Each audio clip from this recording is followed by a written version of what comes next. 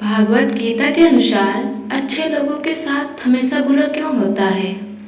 आपने महसूस किया होगा, जो अच्छे कर्म करते हैं वो हमेशा परेशान रहते हैं, वहीं जो बुरे कर्म करते हैं वे खुशी से रह रहे होते हैं। अच्छे कर्म करने वाले परेशान होते हैं, आखिर उन्हें इतनी परीक्षा क्यों देनी पड़ रही है, जबकि जो अधर्म की राह में हैं वो खुश हैं और जिंदगी का लुत्फ उठा रहे हैं। अगर आपके मन में भी ये सवाल आया है तो आज हम आपको इसका जवाब देंगे। ये जवाब वो है जो भागवत गीता में लिखा है और भगवान श्री कृष्ण ने अर्जुन को दिया था। भागवत गीता में वर्णित कथा के अनुसार जब भी अर्जुन के मन में कोई दुविधा होती थी तो वह श्री कृष्ण के पास पहुंच जाते थे। एक बार की बात है, अर्जुन भगवान श्री कृष्ण के समीप आकर कहा वो दुविधा में हैं और इसका जवाब वो श्री कृष्ण से चाहते हैं।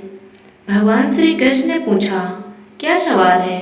अर्जुन ने कहा, मुझे ये जानना है कि अच्छे लोगों के साथ हमेशा बुरा ही क्यों होता है, वही बुरे लोग खुशहाल दिखते हैं।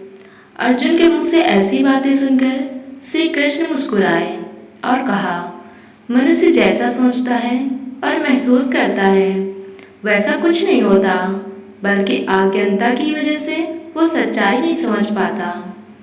अर्जुन उनकी ये बात समझ नहीं पाए। इसके बाद श्री कृष्ण ने क्या कहा वो जानते हैं। श्री कृष्ण ने अर्जुन से कहा, पार्थ, मैं तुम्हें एक कथा सुनाता हूँ। उसे सुनकर तुम समझ जाओगे कि हर प्राणी को उसके कर्म के हिसाब से ही फल मिलता है। प्रकृति हर किसी को अपनी राह चुनने का मौका देती है।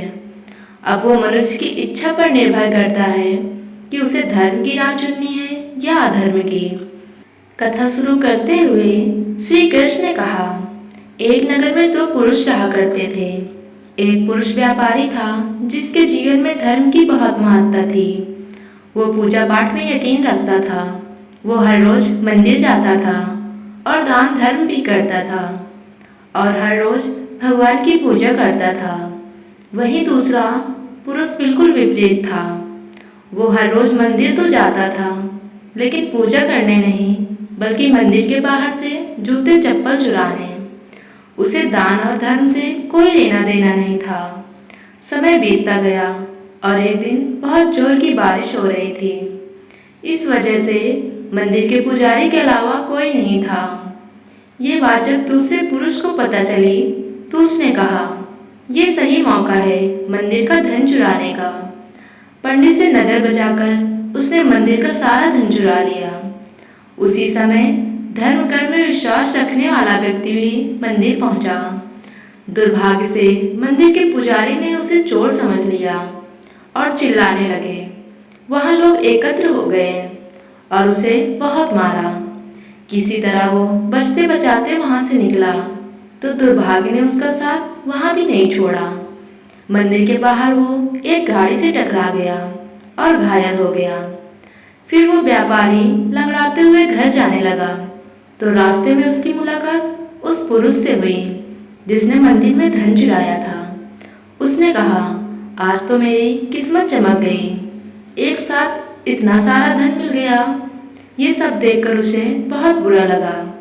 उसने अपने घर में भगवान की सारी तस्वीरें निकाल दी। कुछ सालों बाद दोनों पुरुषों की मृत्यु हो गई।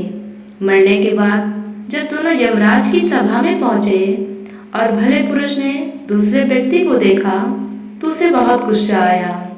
उसने क्रोधित होकर यमराज से पूछ ही लिया, मैं तो हमेशा अच्छे कर्म करता था, दान में विश्वास रखता था, उसके बदले जीवन भर मुझे अपमान और दर्द ही मिला। इस व्यक्ति को नोटों से भरी पोटली, आखिर ऐसा भेदभाव क्यों? इस पर यमराज ने कहा, पुत्र, तुम गलत समझ रहे हो।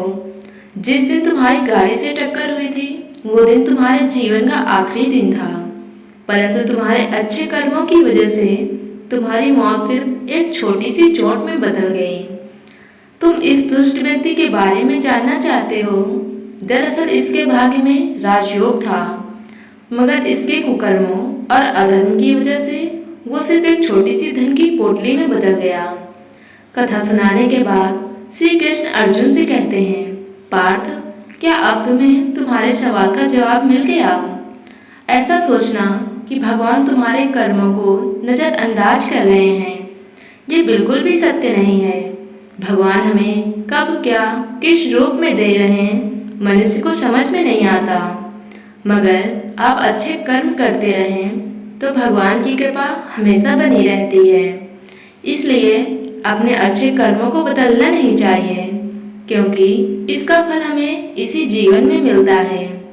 इसलिए मनुष्य का फर्ज है कि वो हमेशा अच्छे कर्म करते रहें, क्योंकि श्री कृष्ण ने गीता में भी बताया है कि किसी के द्वारा किया गया कर्म बेकार नहीं जाता, चाहे वो अच्छा हो या बुरा। आपको वीडियो पसंद आई हो तो वीडियो को लाइक करें और चैनल को सब्सक्राइब करें। धन्यवाद।